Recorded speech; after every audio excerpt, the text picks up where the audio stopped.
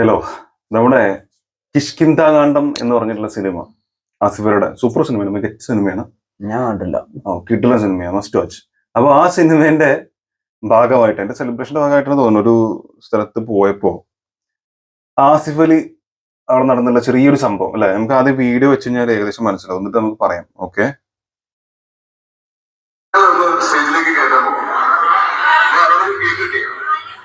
ഒരിക്കലും എക്സ്പെക്ട് ചെയ്തില്ല.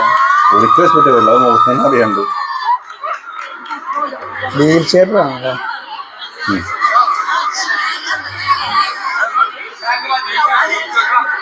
ഒരു ചെക്കന്മാർ മൊത്തം വന്നിട്ടോ.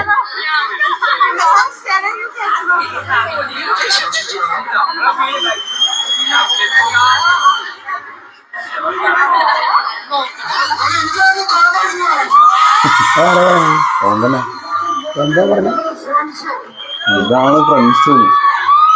അവളൊക്കെ ഫ്രണ്ട്സ് അപ്പത്തിന് വന്ന് എടുത്ത് കൊണ്ടുപോയി നല്ല വെച്ചില്ല. ഇത് കോളേജ് ആണല്ലോ, ക്യാമ്പസ് ആണോ? അത് ക്യാമ്പസ് ആണോ? ഇവരെന്തോ ഇതിൽ പോയതാ.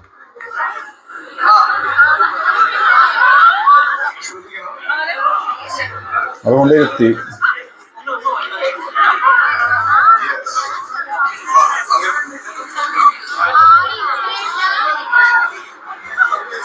ആ കുട്ടിയൊന്നും മനസ്സിലായില്ല, ഭയങ്കര ഇതിലായിരുന്നു.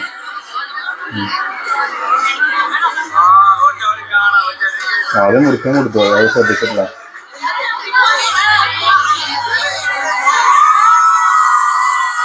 അത് കട്ടയും പറഞ്ഞു, ഒന്നനെ കട്ട ചെയ്തിട്ടുണ്ട്. കേൾക്കുന്നുണ്ടല്ലോ.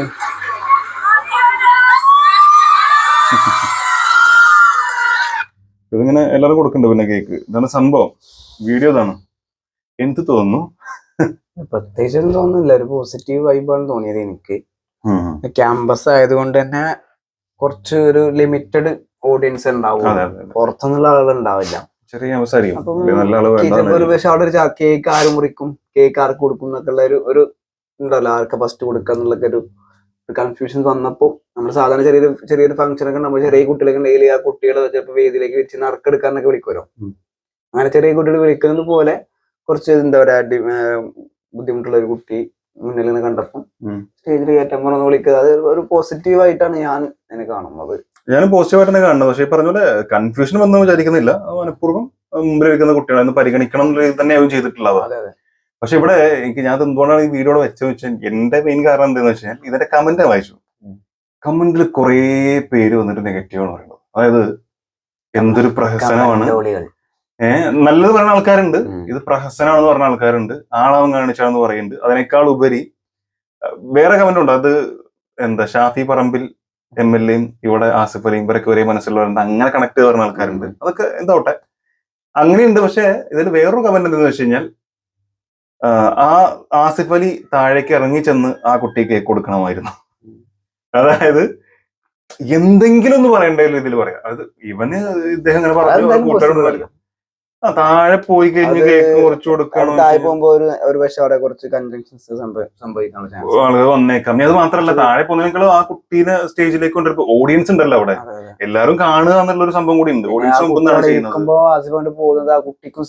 സേഫ്റ്റി ഇഷ്യൂസ് ഉണ്ടാവാം. അല്ലാന്നുണ്ടെങ്കിൽ താഴത്ത് പോകുമ്പോ അതിനേക്കാളൊക്കെ ഇത്ര ബെറ്റർ തന്നെയാണ് എനിക്ക് തോന്നുന്നത്. ഇനി അതല്ല, ഇനിയിപ്പോ മുമ്പ് താഴെ പോയവരെന്തായിരിക്കും പറയാ, സ്റ്റേജിലേക്ക് വിളിച്ചു കൊണ്ടുപോകണമായിരുന്നു. സ്റ്റേജ് കയറ്റാൻ പറ്റില്ലേ?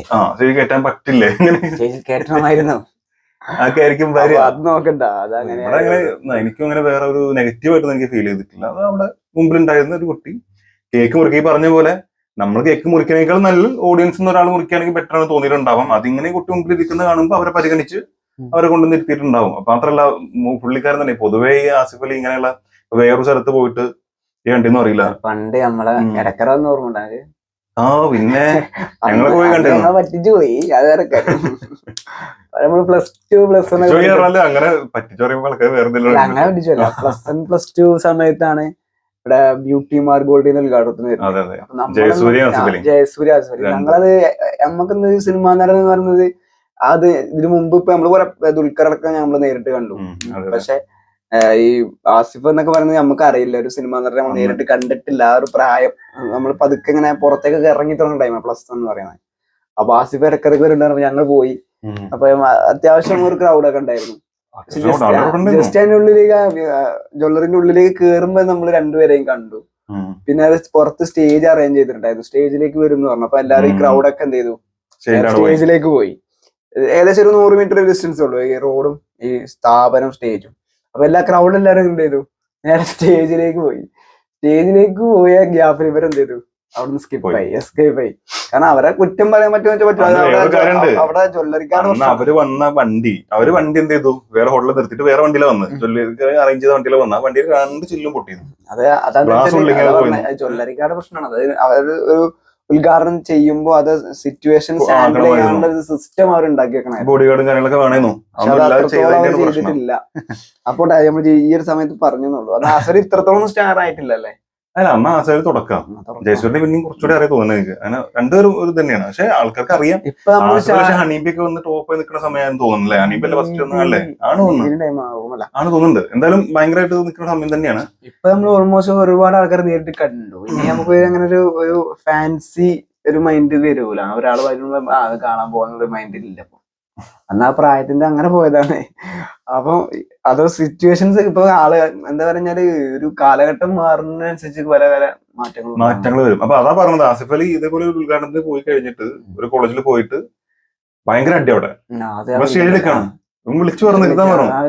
എന്താ വശമാരെ അങ്ങ് തല്ല റെഡി ആക്കണം. അപ്പൊ തന്നെ റെഡി ചെയ്ത് കിട്ടും. അങ്ങനെയൊക്കെ ഇടപെടുന്ന ആളാണ് പൊതുവെ. എല്ലാ കാര്യത്തിലും ഇടപെട്ട് ചില ആളുകൾ തല്ലൊക്കെ ഉണ്ടായി കഴിഞ്ഞാൽ വേഗം വലിയ നോക്കുക, അതിന്റെ ഇടയിൽ പ്രശ്നം വരാതെ ഇവിടെ മൈക്ക് സംസാരിച്ച് റെഡിയാക്കാൻ നിന്ന് അങ്ങനെയൊക്കെ മൈൻഡിലുള്ള ആളാണ് നമ്മൾ പലപ്പോഴും കണ്ടിട്ടുണ്ട്. അപ്പൊ അങ്ങനെ നോക്കുമ്പോൾ ഇതൊരു നെഗറ്റീവായിട്ട് എടുക്കേണ്ട ആവശ്യമില്ല. പ്രഹസനമായിട്ടൊന്നും എനിക്ക് ഫീൽ ചെയ്യുന്നില്ല. കേക്ക് മുറിക്കേണ്ടതുണ്ട്, എന്താ പറയാ ഒരു അടുപ്പം ഫീൽ ചെയ്യുന്നത്, അതായത് അടുക്കാൻ പറ്റുന്ന അല്ലെങ്കിൽ കുറച്ച് കണക്ഷൻ ഉണ്ടാക്കാൻ പറ്റുന്ന ഒരാളാണ്. ആ ടൈപ്പാണ് സംസാരം. കണ്ടു കഴിഞ്ഞാൽ നമുക്ക് നേരിട്ട് സംസാരിക്കാൻ അല്ലെങ്കിൽ നേരിട്ട് ഫോട്ടോ ഒക്കെ എടുക്കാൻ പറയാൻ പറ്റുന്ന ഒരാളാണ്. അങ്ങനെ നമുക്ക് ഫീൽ ചെയ്തിട്ടില്ല. ചില ആളുകളൊക്കെ പറയാനോ ചോദിക്കാനൊക്കെ പേടിയുണ്ടാവും. എന്താന്നറിയില്ല, നമുക്ക് ഈ പറയുന്ന വീഡിയോസും കാര്യങ്ങളൊക്കെ കണ്ടിട്ടുള്ളത് അത് സ്റ്റാർഡം കാണിച്ച് അങ്ങനെ നിൽക്കുന്ന ആളുകളല്ല എന്നുള്ളതാണ്. അങ്ങനെ നിൽക്കുന്നത് കണ്ടിട്ടില്ല.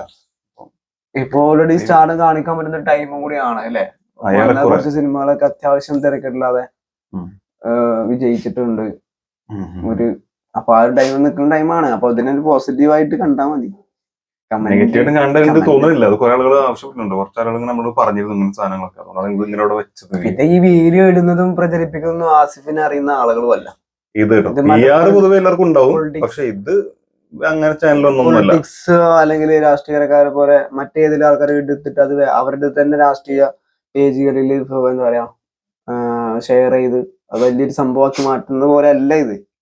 ഇത് ആരോടുള്ള ഏതൊരു ഓഡിയൻസ് അല്ലെങ്കിൽ ഏതൊരു സ്റ്റുഡൻസ് എടുത്തിട്ടതാണ് ആ വീഡിയോ നമ്മൾ കണ്ടിട്ടുള്ളത്. പക്ഷെ ആക്ച്വലി ഇവർക്ക് PR ഉണ്ട്, ഫോട്ടോഗ്രാഫേഴ്സ് ഉണ്ട്, PR വർക്ക് ഉണ്ട്. ഓരോ ആളുകൾക്ക് ഓരോരുത്തരുണ്ട്. സിനിമയുടെ പ്രചരണമായിട്ട് വന്നായിരിക്കാം. എന്തായാലും ഇതൊരു പോസിറ്റീവായിട്ടാണ് എനിക്ക് പേഴ്സണലി തോന്നിയത്. എനിക്ക്